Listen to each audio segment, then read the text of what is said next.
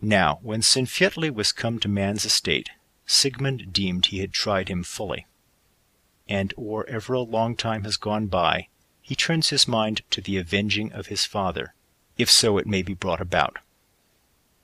So on a certain day the twain get them gone from their earth house, and come to the abode of King Siggeir late in the evening, and go into the porch before the hall, wherein were tuns of ale, and there they lie hid. Now the queen is ware of them, where they are, and is fain to meet them. And when they met, they took counsel, and were of one mind, that Volsung should be revenged that same night. Now Signy and the king had 2 children of tender age, who played with the golden toy on the floor, and bolded along the pavement of the hall, running along with it. But therewith a golden ring from off it trundles away into the place where Sigmund and Sinfjotli lay. And off runs the little one to search for the same, and beholds withal where 2 men are sitting, big and grimly to look on, with overhanging helms and bright white burnies. So he runs up the hall to his father, and tells him of the sight he has seen. And thereat the king misdoubts of some guile abiding him. But Signy heard their speech, and arose, and took both the children, and went out into the porch to them, and said, Lo ye, these younglings have bewrayed you. Come now therefore, and slay them. Sigmund says, Never will I slay thy children for telling of where I lay hid. But Sinfjotli made little enow of it, but drew his sword, and slew them both, and cast them into the hall at King Siggeir's feet. Then up stood the king, and cried on his men to take those who had lain privily in the porch through the night. So they ran thither, and would lay hands on them, but they stood on their defence well and manly, and long he remembered it who was the nighest to them. But in the end they were borne down by many men and taken, and bonds were set upon them, and they were cast into fetters wherein they sit night long. Then the king ponders what longest and worst of deaths he shall mete out to them. And when morning came, he let make a great barrow of stones and turf, and when it was done, let set a great flat stone midmost inside thereof, so that one edge was aloft, the other alow, and so great it was that it went from wall to wall, so that none might pass it. Now he bids folk take Sigmund and Sinfjotli, and set them in the barrow, on either side of the stone. For the worse for them he deemed it, that they might hear each the other's speech, and yet that neither might pass one to the other.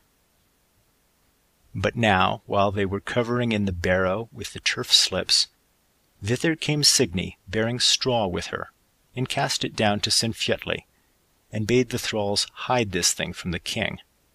They said yea thereto, and therewith was the barrow closed in.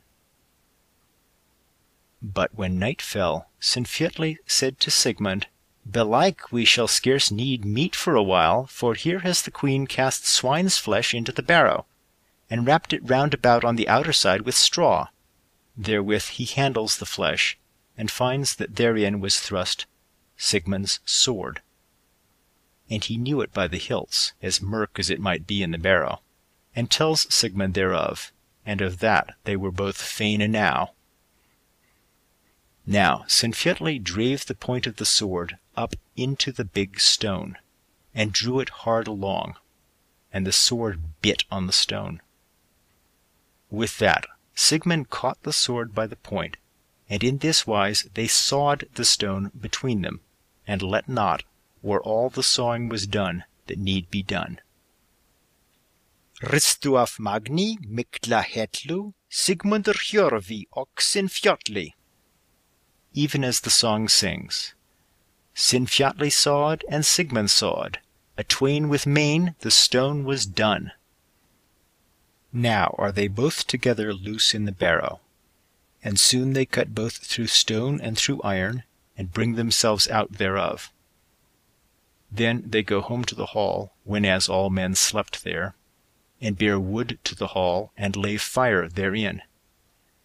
And withal the folk therein are waked by the smoke, and by the hall burning over their heads. Then the king cries out, Who kindled this fire? I burn withal. Here am I, says Sigmund, with Sinfjotli, my sister's son, and we are minded that thou shalt wot well that all the Volsungs are not yet dead. Then he bade his sister come out, and take all good things at his hands, and great honour and fair atonement in that wise for all her griefs.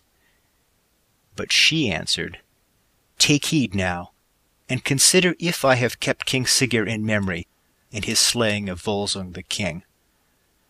I let slay both my children, whom I deemed worthless for the revenging of our father, and I went into the wood to thee in a witch-wife's shape. And now behold, Sinfjotli is the son of thee and of me both, and therefore has he this so great hardihood and fierceness, in that he is the son both of Volsung's son and Volsung's daughter. And for this, and for naught else have I so wrought, that Sigurd might get his bane at last, and all these things have I done that vengeance might fall on him, and that I too might not live long. And merrily now will I die with King Sigurd, though I was not merry to wed him. Therewith she kissed Sigmund her brother, and Sinfjotli, and went back again into the fire. And there she died with King Sigurd, and all his good men. But the two kinsmen gathered together folk and ships, and Sigmund went back to his father's land, and drove away thence the king who had set himself down there in the room of King Volsung. So Sigmund became a mighty king and far famed, wise and high-minded. He had to wife one named Borghild, and 2 sons they had between them, one named Helgi and the other Haumund. And when Helgi was born, Norns came to him, and spake over him, and said that he should be in time to come the most renowned of all kings. Even therewith was Sigmund come home from the wars, and so therewith he gives him the name of Helgi, and these matters as tokens thereof: land of rings, sunlitten hill, and sharp shearing sword. And withal prayed that he might grow of great fame, and like unto the kin of the Volsungs. And so it was, that he grew up high-minded and well-beloved, and above all other men in all prowess. And the story tells that he went to the wars when he was 15 winters old. Helgi was lord and ruler over the army, but Sinfjotli was gotten to be his fellow herein, and so the twain bare sway thereover. End of section 2.